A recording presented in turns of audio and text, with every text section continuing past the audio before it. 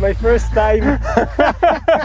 Donc on va élargir notre canopée pour augmenter nos rendements. Donc l'objectif là, ça va être d'uniformiser la canopée et de l'étaler au maximum. Je peux taper dans le fond?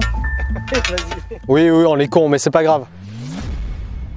Salut à tous, bienvenue dans cette nouvelle vidéo culture aujourd'hui où nous allons réaliser le suivi de notre alissage que vous avez vu dans la vidéo numéro 1. Je vous invite à aller la voir d'ailleurs si vous ne l'avez pas vu. Donc aujourd'hui on va parler culture, alissage et également nous allons faire un état des lieux de nos cultures estivales. Il y a cette serre, il y en a une autre et il y a également nos early season dont on vous a tant parlé dehors. Si vous appréciez notre travail, n'oubliez pas de cliquer sur le bouton s'abonner, activer la cloche de notification, rejoindre notre Instagram, également notre lettre privée en description qui vous donne plein d'avantages, notamment un moins 10% sur notre site internet sur lequel vous pouvez retrouver nos fleurs. Pour rappel, c'est blatocbd.fr.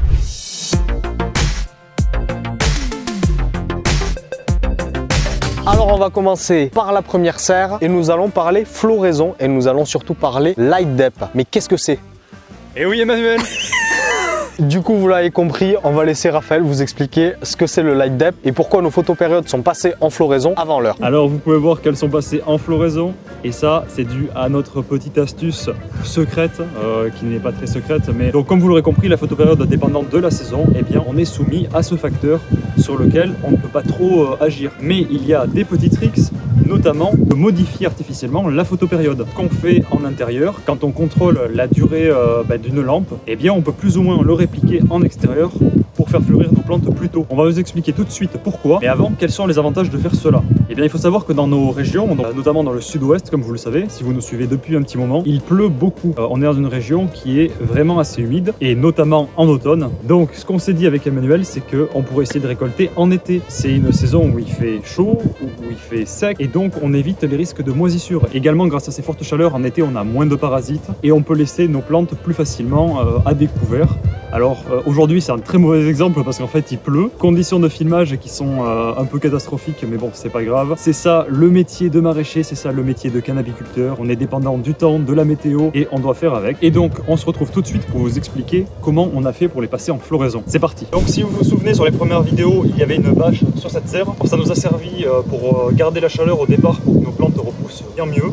Là vous pouvez le voir, elles sont absolument énormes. Donc on a enlevé la bâche. Et la deuxième utilité, c'est qu'elle nous a permis de lancer la floraison de ce chanvre. Je vous explique comment. On a utilisé une seconde bâche, cette fois-ci noire. L'intérêt d'utiliser une bâche noire, ça a été de diminuer artificiellement la durée du jour. Donc comme on vous l'a dit, la phase de végétation est de 18 heures de lumière, environ. On est plutôt autour de 15-16 heures aujourd'hui. Et nous, ce qu'on veut, c'est passer les plantes en floraison, donc se rapprocher des 12 heures d'ensoleillement. Et donc tout ce qu'on avait à faire, c'est couper artificiellement la plante du soleil. Et c'est pour ça qu'on utilisait une bâche noire pour recouvrir la serre, pour mettre dans l'obscurité, d'où le terme light depth, ou depth de lumière, le chanvre. Alors on mettait pas la bâche n'importe quand, puisqu'on la mettait aux alentours de 21h30 et on l'enlevait autour de 9h30 du matin. Ce qui fait que pendant 12 heures, les plantes étaient plongées dans le noir et les a amenées à déclencher leur floraison. Donc on a répété ce processus manuellement pendant 3-4 semaines jusqu'à ce que la floraison soit bien lancée. Et maintenant que la durée du jour commence à diminuer et que les plantes sont en floraison, eh bien on a arrêté de couvrir et elles devraient normalement continuer le processus jusqu'à la récolte. On a décidé de se mettre dans la serre pour être un petit peu à l'abri de la pluie. Donc on va commencer avec ce magnifique filet. Vu qu'on n'a pas encore reçu tout ce qu'on a commandé, on va se concentrer sur les plants les plus importants. Donc plutôt sur cette partie de la serre où elles sont un petit peu plus hautes. Donc on s'y met avec Raphaël. T'es prêt? C'est parti Raphaël, du coup on s'est mis à l'intérieur, mais vu qu'elles sont en train de sortir, est-ce qu'on tirerait pas le filet plutôt de l'extérieur? Et après genre on le passe par-dessus, on essaie de le glisser derrière? Parce qu'en fait, si je te dis ça, c'est parce qu'en fait si on le pose de ce côté, il va être plus là. Et si on le tire vers là-bas, en fait les plants ils vont encore plus sortir. Alors que si on commence là-bas, on va le tirer plutôt de ce côté et les redresser vers l'intérieur. C'est pour toutes les parties qui sont en train de tomber dehors là. Je suis d'accord, c'est une bonne idée. On va dehors du coup? On va dehors. Allez c'est parti. La pompe espèce elle t'a un peu épicée? Ben recule là, du coup. Ah non, tu te mets là. Ouais, ça revient au même. Allez hop. Parfait. Technique.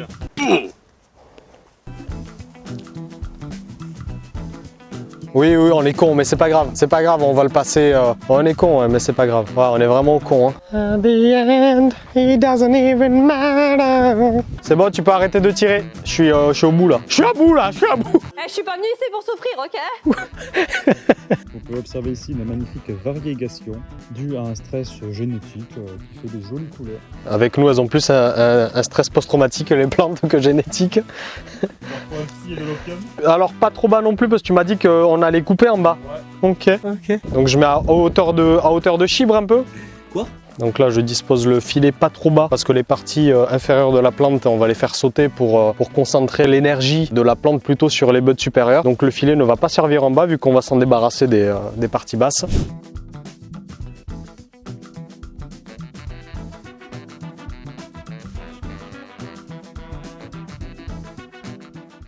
Moi je pense que le problème se résout pas très facilement. Tu vas couper. Outil bateau de grande Voilà. qualité. Tu te coupes avec, tu meurs instantanément en fait. Manufacture URSS. Là je suis bien. On se retrouve maintenant dans la serre numéro 2 où Raphaël a déjà fixé un fil que nous... Raphaël n'a pas fixé le fil que nous allons étendre. Donc nous allons étendre le fil comme on vous a déjà montré dans la précédente vidéo afin d'y mettre les branches de ces plantes là et de les fixer grâce à l'appareil que Raphaël tient entre les mains, je sais plus comment ça s'appelle. Une pince à ligaturer. Alors c'est parti, tiens Falafel.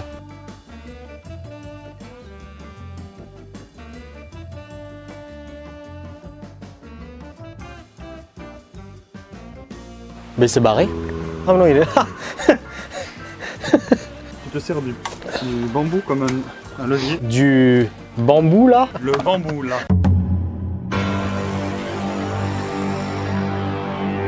Et maintenant, tu peux faire un joli nœud comme tu sais si bien les faire. Moi, je crois qu'il n'y a que dans ton esprit où ça tient mieux que genre si tu fais le nœud là-bas. Oh, on aimerait bien que ce soit pas toi. Ce genre de palissage, l'importance de tendre vraiment vos fils et vos câbles. On peut faire simple, on peut faire efficace, mais c'est important d'y mettre de l'envie, du cœur et de vraiment tendre les trucs pour que ça retienne. Si je puis me permettre, Raph, ce fil est complètement desserré. Tendre vraiment vos fils, mais c'est important d'y mettre de l'envie, du cœur, tendre les trucs pour que ça retienne. Si je puis me permettre, Raph, ce fil est complètement desserré. Moi, je crois qu'il n'y a que dans ton esprit où ça tient mieux que genre si tu fais le nœud. Si je puis me permettre, desserré. Du coup, là, on va passer toutes les branches par-dessus le fil, celles que l'on peut. Et celles qu'on n'a pas lissées, justement, là, vous pouvez voir le HST qu'on a fait. Pour ceux qui ne voient pas ce que c'est le HST, en fait, on l'a expliqué dans pas mal de vidéos déjà. Donc, on vous invite à revoir toutes les vidéos sur la culture que nous avons faites. On vous a expliqué dans la partie 1 du palissage, donc la vidéo que je vous invite à aller voir, on vous mettra le lien de toute façon, ce qu'est cette machine. Mais aujourd'hui, je vais vous expliquer comment la recharger pour ceux qui se demandent. Alors, si vous vous souvenez bien, il y a un chargeur d'agrafe et un chargeur de rouleau de ruban biodégradable. Donc là, on n'a plus d'agrafe. On va venir prendre une bande d'agrafe. On vient la glisser à l'intérieur de la machine. Du puits, on suit à cet effet. On vient encancher le ressort et voilà, au petit puits. Et là, on est prêt à travailler. Donc l'objectif là, ça va être d'uniformiser la canopée et de l'étaler au maximum. Donc on vient tirer les branches et les attacher au fil.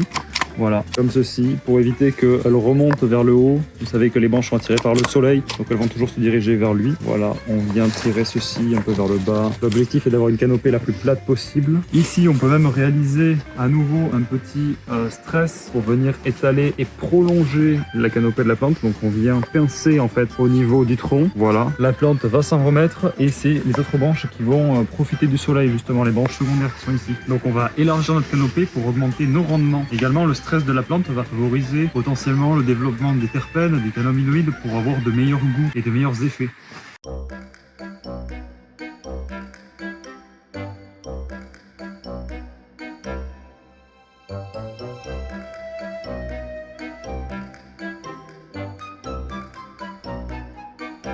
Pour rappel, les plantes qui sont derrière nous et que nous venons d'attacher au fil sont des early season comme celles que nous avons à l'extérieur. Et maintenant, nous allons dans la seconde serre attaquer un autre lot de plantes. On se retrouve maintenant devant la serre et nous allons faire exactement la même chose que la serre d'à côté, c'est-à-dire passer les branches supérieures sur les fils et Raphaël va les attacher une par une. La différence avec les autres, c'est que celles-ci sont des photopériodes, donc qui vont fleurir naturellement en octobre, novembre.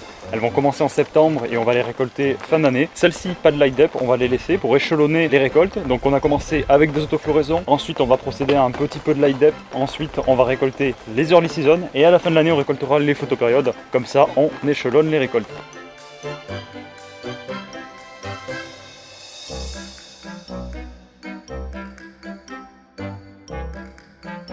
Bon bah là visiblement on est sur une plante qui est un peu trisomique, hein, parce qu'elle n'a qu'une seule feuille. Voilà, ça arrive dû à un stress de repiquage, stress génétique. Vous pouvez voir que là elles ont que 3 feuilles, donc c'est assez drôle, c'est assez marrant. Ce qui est tout aussi étonnant, c'est qu'elle a l'air en forme. Voilà, on en voit les feuilles qui sont vertes foncées, on voit une plante qui se développe. Mais elle part en floraison, elle est assez rachitique, assez fine, et voilà, elle a des monofeuilles, quoi, des monofolioles comme on dit. Ceci est une foliole. Le chanvre, normalement, a entre 5, 7, voire 9 folioles, et celle-ci, eh bien, elle en a une. Voilà, donc celle-là, elle a un petit problème, un petit souci génétique. Donc on verra comment ça va évoluer.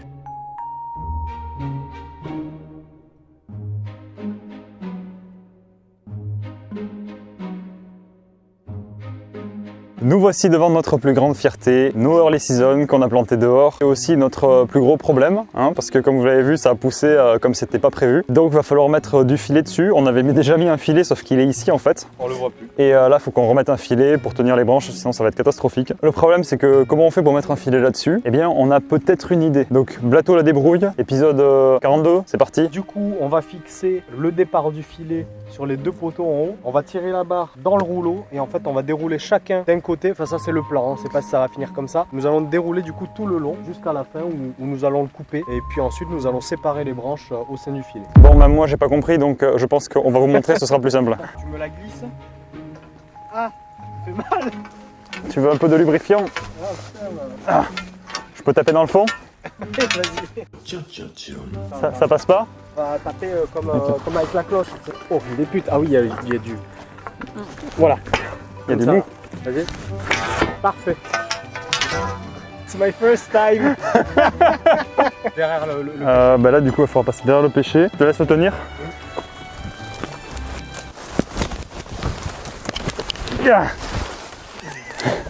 Enculé de pêcher. Ils viennent dans notre pays, ils nous vendent notre travail.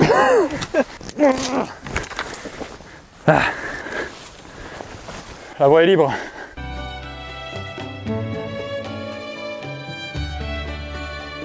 Et là, on déroule. Alors, attends parce qu'il y a des mailles qui se coincent. Faut le démarrer. Faut le démarrer. Stock, je vais démarrer. Je vais le démarrer, cet enculé. T'as pas besoin de tourner, t'as juste à tirer. Parfait. Eh, c'est pas mal ça. Eh ben oui. C'est un filet. Pourquoi t'as freiné là? Mais c'est toi qui as freiné. Bah non, c'est toi qui as freiné.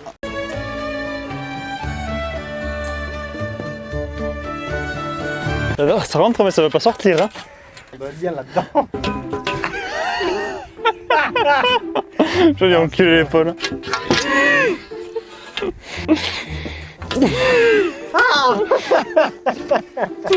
Tu me fais mal.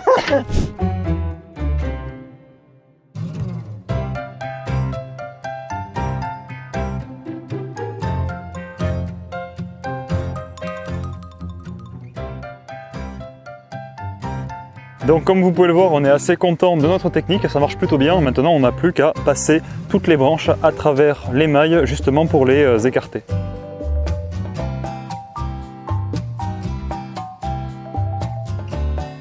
Donc voilà, on a posé le filet, notre technique a plutôt bien fonctionné. Là maintenant, ça va être un travail très long et très fastidieux de venir passer toutes les branches en fait entre les mailles du filet. Donc on vous épargne cela. Pour voir le résultat final, je vous invite à nous suivre sur Instagram où tout est partagé en temps réel. Tous les jours, on vous met des stories, des publications en lien avec la culture. Notamment, vous avez déjà pu voir ceux-là qui sont en floraison, quasiment bonnes à ramasser avec leurs magnifiques pistils violets et des odeurs qui sont incroyables.